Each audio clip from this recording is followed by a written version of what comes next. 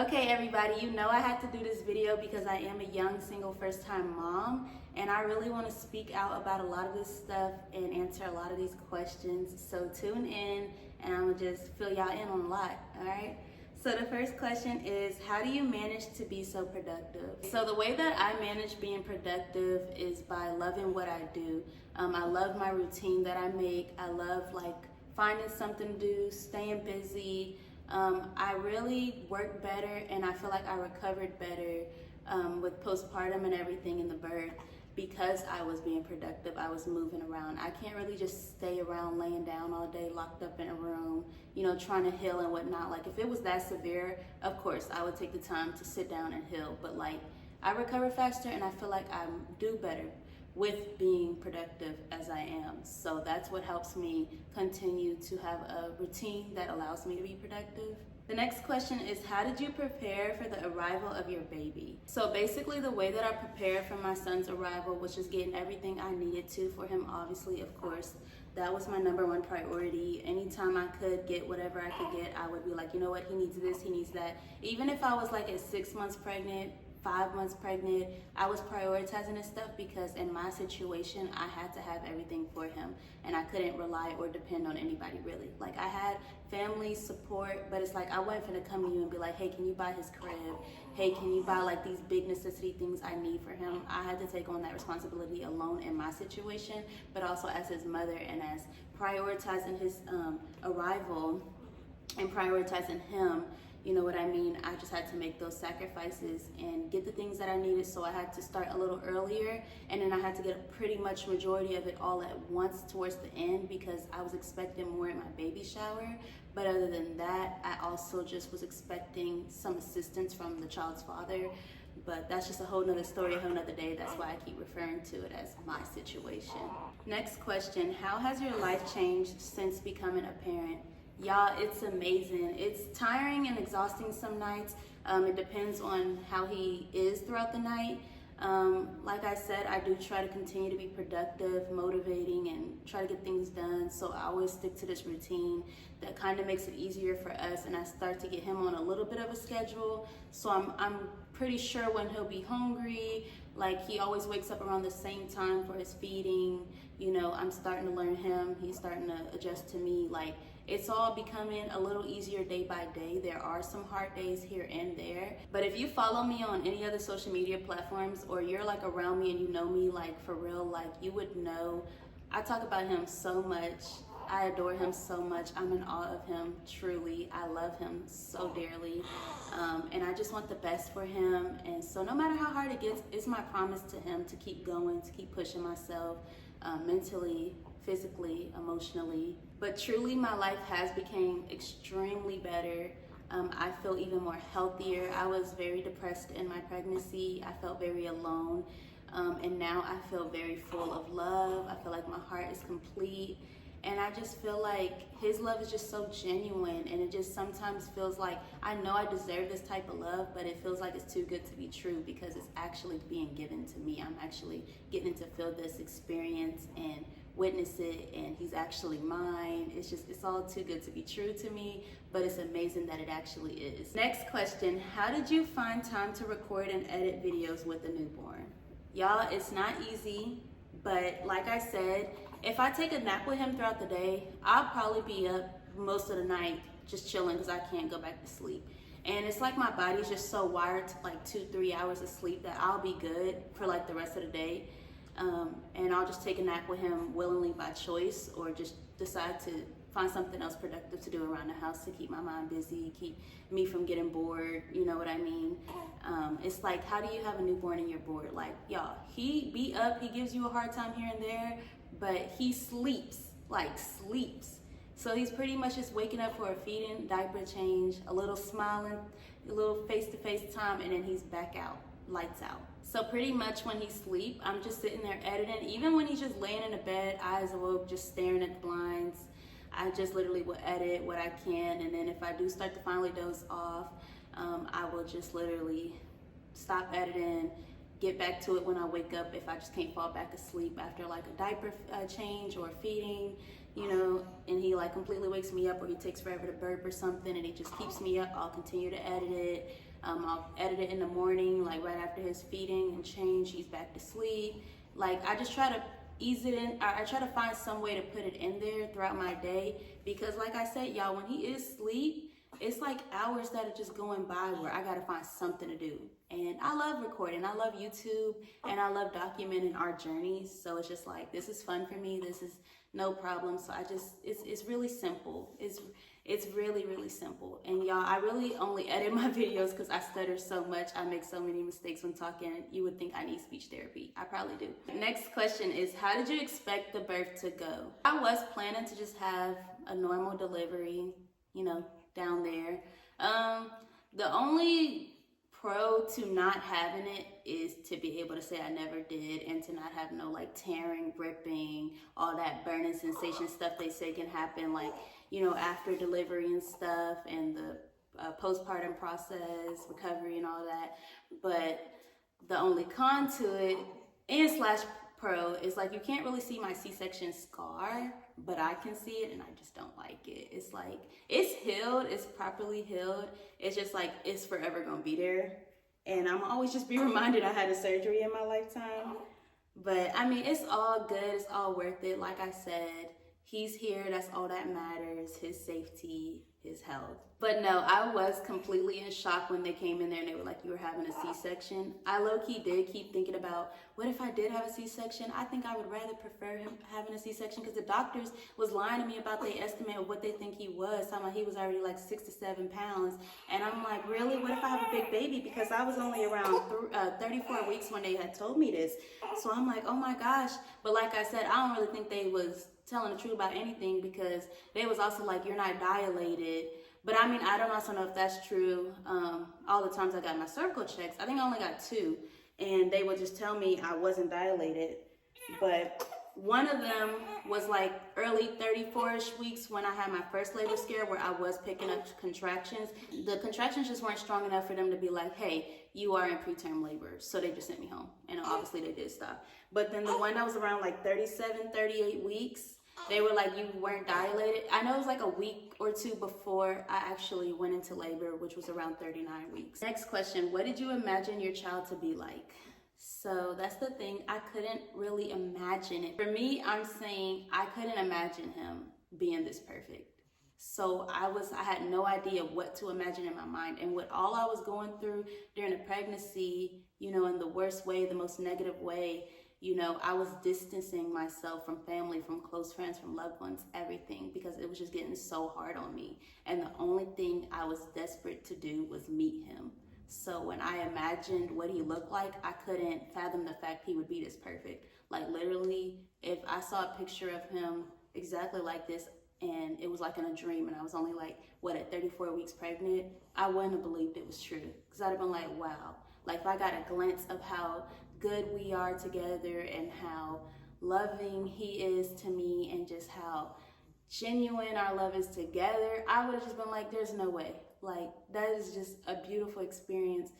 That's really for me. Do I really deserve something like that? Next question, how do you manage hygiene and self-care with a newborn? So y'all, like I said, I wait till he goes to sleep to do a lot of things, because I don't want him to be screaming and hollering while I'm trying to do majority of the things that I do, which is why I try to do it like when I see he is really knocked out, because there is times he will wake up when I'm like simply washing bottles and stuff. But I know like I can't take the longest showers that I'm normally used to. But obviously I'm getting the right amount of time, you know, to make sure I'm getting all the areas clean and everything. It's just, I gotta move with a purpose. I can't be up in there trying to be in there taking a whole hour's shower, being careless if he's in there crying or not. I can't do that. And it's not really something I'm complaining about. It's just, I have to figure out time management with him. I have to understand, you know, he has needs. You know, for the rest of his life, he's gonna have needs and wants. But right now, his needs are very specific, and I cannot afford to lack what he needs just because I wanna take a long shower, shaving, and, you know, using all these new care products I done found. Like, when I take my hair down, I'm washing it rapidly. Like, when I do need to shave in areas that cannot lack being shaved, I'm moving with a purpose. Obviously not, you know what I mean? But it's just like, I have to have good time management with it. So I'll wait till we sleep and I'll jump in. And like I said, I'll even get up early in the morning, even if it's 6 in the morning, y'all.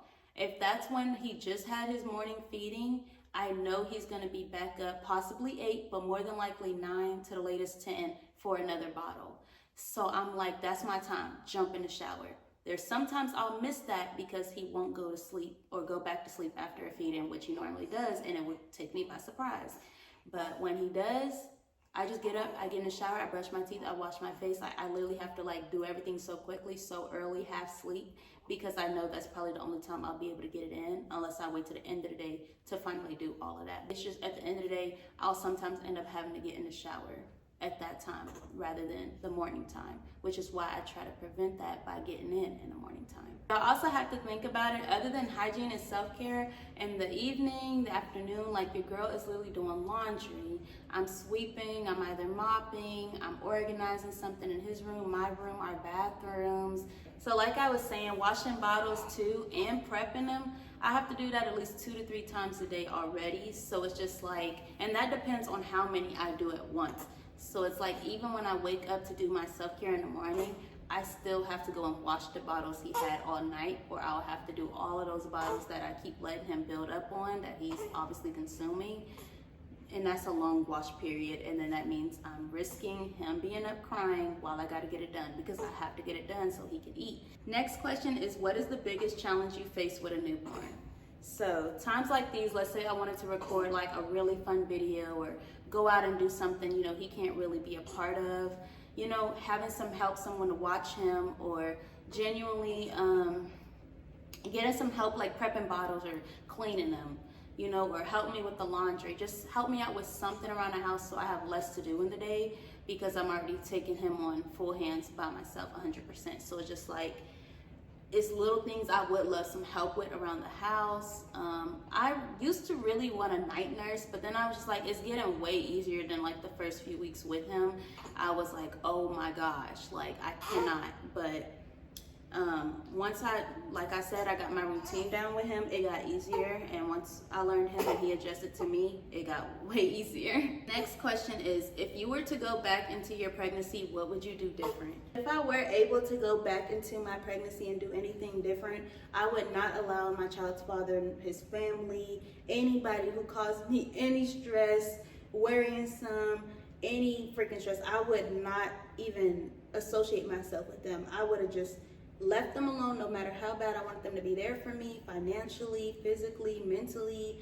I would have left every single person who was causing stress in my life alone, because it caused my child to come out low birth weight, because I was due to so much stress, it caused my child to come out low birth weight. And I literally apologize to this boy every day, because I beat myself up over it, that I allowed these people to stress me out so much in my pregnancy. But I just prayed to the Lord every day, thanking him. That's all, you know, he came out with, you know, because it could have been worse. Things could have turned out differently. But because I prayed and I believe in the Lord and whatnot, and no disrespect to whoever you pray to or believe in, but because I did my part and the Lord showed me who he was and answered my prayers, my child got here safely. And I'm going to just state this for anybody watching. Please stop asking me if I'm feeding him correctly. Y'all, he came out at 5 pounds. He is doing really good to be this size right now. I can't tell y'all his exact weight because I don't know, but he feels heavier. He is picking up on his growth. And I did up his feeding to 4 ounces every 3 hours from 2 ounces every 2 hours. So baby boy is getting a little chubbier. He is growing. Everything is okay with him. Y'all have to remember he was only born 5 pounds, 15 ounces, and 19.75 inches long. He's not about to jump to 8 pounds 1 week later for you guys to be satisfied and believe that he is eating correctly. All right, next question is, do you plan on giving your son a sibling or basically having another child? I don't want to say no. I mean, okay, I don't plan. That answers the question, but I don't want to say no and then y'all see videos, he got a sibling. Now, I'm going to be real with you. I fell for the, you so pretty, I like you, oh, I love you, I'm falling for you, you just so different, you miss green flags. I fell for that. Now, I got pregnant, you know, I fell for all of that. That person had a mask on, and let me just tell you this, the next person that come across me talking about they like me, you love me, you gonna have to put the effort in, you gonna have to show me, you have to stand on it. And then I'm gonna give you some time, some real time to get to know you, for you to get to know me before I even drop anything. And I'm gonna test you and see if you can even stay happy with even trying to go anywhere with me if you ain't getting the one thing most men want or quick to want to get, you know what I mean? It's gonna be some real boundaries, because I love myself more than ever now, and I lack that love because I didn't feel love. I wanted to feel it, so I would put up with any and everybody who was disrespecting me or making me feel low, whatever the case may have been. But your girl's not making that mistake again. I promise you I'm not. Not saying I'm not going to fall for the wrong guy again. It happens, but the thing is, I'm gonna protect myself. I'm gonna be able to say, I tried to prevent that this time, not just fall in straight head first, you know, with no common sense. This time, no, I'm thinking everything out, especially because now I have to think about my son, you know, above all of this. Like, at the time, I didn't really have to think like that because I was with his father, but you see what I mean? Where he at? And I also don't want to be one of those people that get dragged for not wanting to give their child a sibling and like have 2 under 2 or close in age, or you really want him to grow up and be raised alone. Now, if his father go out and pop some more kids because the man don't want to use protection, that there's a sibling. But I honestly don't think I will be having another kid. Not for any medical reasons. It's just I don't think it's for me. Like, I'm so serious about not having a kid. I'm so paranoid if you sneeze on me, I'm having another kid. Like, I'm even on birth control right now and I'm not even doing anything because I'm not serious about not having another kid. I don't want nothing to even have that possibility near me. Like, I'm so serious. I do not want no other kids. Like, that's my plan right now. Now, plan-wise, no. Future-wise, possibly. Because I never know what my future will turn out to be. If I actually do get the right man that I still feel like I don't deserve, but I didn't feel like I deserved this. Where he at? Right here in my hands. Next question is, how did you cope with the stress in your pregnancy? The Lord. I prayed every day. I cried out to him every day. I had so many nights I broke down. Y'all wouldn't even believe. I wouldn't even imagine myself here. Like I said, I have a hard time believing I do deserve the things that I have, or the things that are to come, and the things that were in store for me at the time that I felt like I was at the lowest in my life. But like I said, y'all, when times get hard in your life, it's because you are about to walk through your blessing season. You are about to overcome your breakthrough. All of it is about to come and just fall in place in your life. And I promise you, I heard his voice. He had let me know everything's about to fall together in your life. You aren't going to be alone no more. Everything is going to work out for you. My child got here safely. I got the keys to my new home. I financially was stable. Everything worked out in my life. And I mean in all ways possible. And there was even mental things that worked out for me. It was just so unbelievable how everything just changed in my life, because I remembered being that low, being that depressed, and I cried and I called out on him. I promise you, this is not even to be funny. This is not even to be one of those religious people trying to preach and make you do what you need to do. You can do that on your own, make your own choice. But I'm telling you, it was the best decision I made, because my child got here safely. No matter how much y'all think you didn't even need prayer for that to happen, as long as you were doing everything right. No, he allowed it. He allows it. You know what I mean? And it's just like, I honestly just feel so blessed, because I know how low I got, and I know how he stooped all the way low to grab me, pick me up, heal my heart, and recover me and put me back together in front of the ones that broke me. So hopefully if you're watching this video and this applies to you, I'm telling you, don't give up. Keep praying, because I was praying so much. I was like, are you even hearing me? Do you even care? Like, when are you going to answer the prayers? All the prayers I thought that was too late were right on time. All right, enough of my religious speaking, because y'all, I will really go there speaking about the Lord and the things he's done for me, because y'all, I am extremely blessed. I will never lie about it. I will never sit here and act like I don't know what it is, because I do. But anyways, last question is, how's your relationship with your child's father? I try not to speak on him so much because I know how y'all can get, and I don't want y'all bashing his father, because like, again, there's still love for him. He obviously gave me my child the love of my life. I have love, a little bit of respect left for him, but it's just like, at the end of the day, I don't see how I'm so big-hearted and kind-hearted and so forgiving, because it's like, if y'all were put through half of the things I were put through, you probably wouldn't have been as nice as I'm being. But my main focus right now is just making sure my child has a future with his father. He knows him.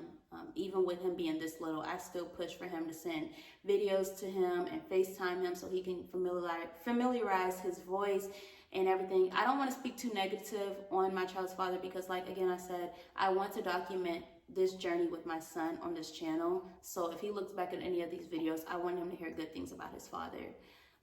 You know, I don't want him to hate him or, you know, despise him just because he heard what happened to me, which it's okay, but I don't want no parents to have to go through that, because think about it, if it was vice versa. I wouldn't want my son to hate me or despise me for some mistake I made years ago, you know. But other than that, yes, he does FaceTime his child. He is financially involved.